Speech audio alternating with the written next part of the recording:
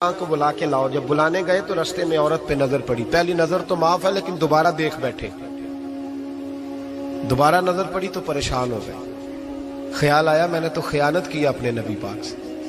حضور نے تو منع کیا یہ کام کرنے سے. اب واپس حضور کے پاس نہیں آئے, جنگل میں چلے گئے. ابن قدامہ نے کتاب التوابین میں اس روایت کو لکھا ہے. کہتے 40 دن وہ پہاڑوں میں روتے رہے کہ یا اللہ مجھ سے غلطی ہو گئی. کتنے دن؟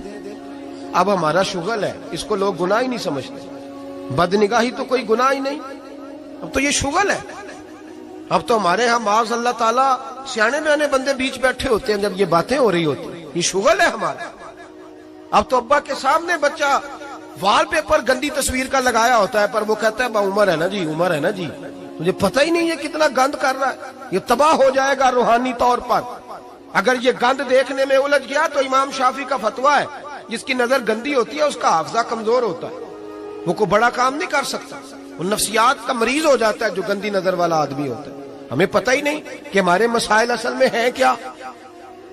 تو 40 دن جنگل میں روتے رہے. 40 دن محبوب سارا کچھ جانتے تھے پر خاموش رہے.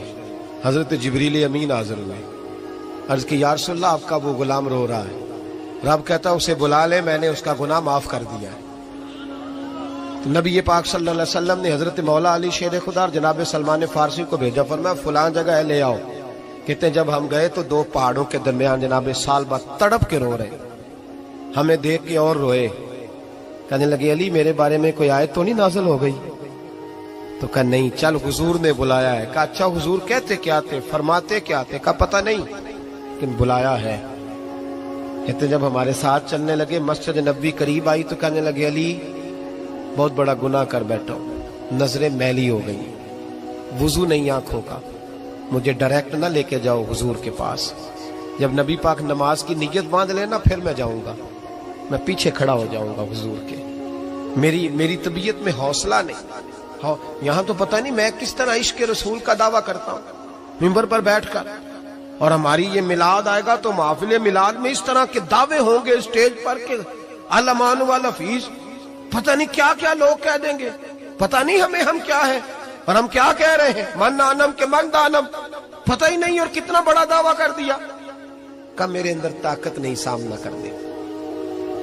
مولا علی فرماتے ہیں جب حضور نے مغرب کی نماز کی نیت باندھی تو انہوں نے بھی پیچھے نیت باندھ لی. اتفاق کی بات یہ کہ حضور نے پہلی رکعت میں سورہ انفطار پڑھنی شروع کر دی. اذا السماء انفطرت واذا الكواكب انتصرت واذا البحار فجرت. کہتے ہیں جب محبوب اس آیت پہ پہنچے نا کہ یا ایھا الانسان ما غرک بربک الکریم, اے انسان تجھے کس چیز نے دھوکے میں ڈال دیا, حالانکہ تیرا رب تو بڑا ہی کرم کرنے والا ہے. تو کس طرح کسی اور کے دھوکے میں بربک الکریم, اور ضمیر واحد ہے, میں تفسیر پہ نہیں جاتا. کہا تیرا اپنا رب, بربک کا تیرا اپنا رب, تیرا رب تو بڑا کریم ہے, تو پھر بھی کہیں اور چلا گیا. جب یہ آیت سنی تو پیچھے چیخ ماری, بے ہوش ہو کے گر گئے. گھر والے گھر لے گئے. نماز مکمل ہوئی تو حضور نے فرمایا کیا ہوا؟ عرض کی حضور وہ تو رو پڑے تھے, گھر لے گئے. محبوب پیچھے گئے تو بے سدھ پڑے, تیز بخار ہو گیا.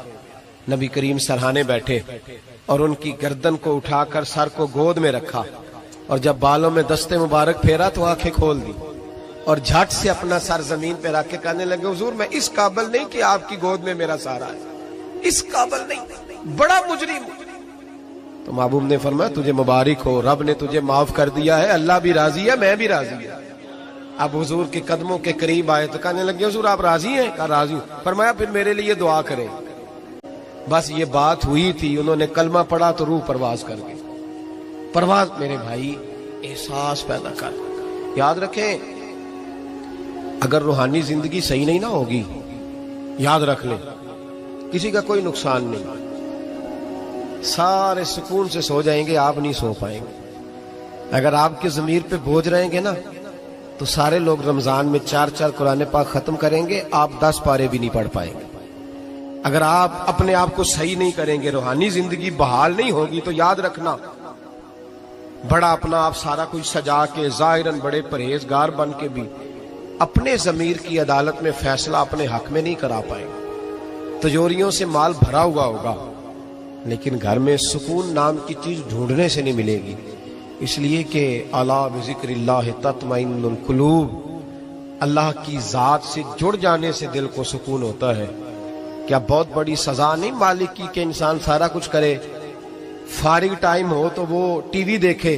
क्या बहुत बड़ी सजा नहीं कि 3-3 महीने की छुट्टियां भी उसे हों लेकिन वो एक सिपारा कुरान पाक ना पढ़ सके? वो गप्पे मारने बैठे तो 6-6 घंटे लगा दे और तस्बीह दी जाए तो 10 मिनट में बस हो जाए, दरूद पढ़ा ही ना जाए। ये सजा नहीं?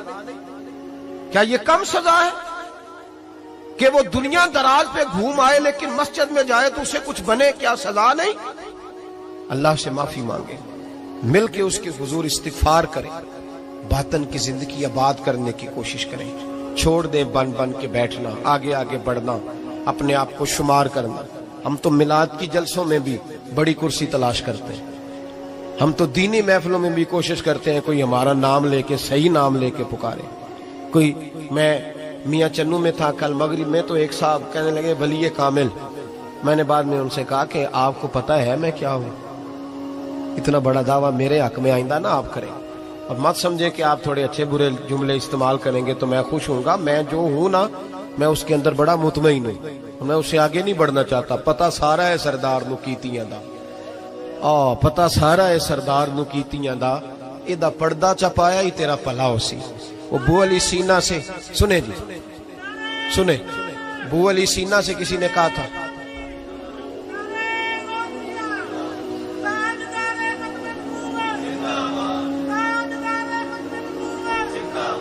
अब इनकी इस बात पर और इस अमल पर एक शेर सुन ले मियाँ मोहम्मद बख्श साहब का। मियाँ साहब कहा करते थे, जितन जितन हर कोई खेडे तू हारन खेड फकीरा।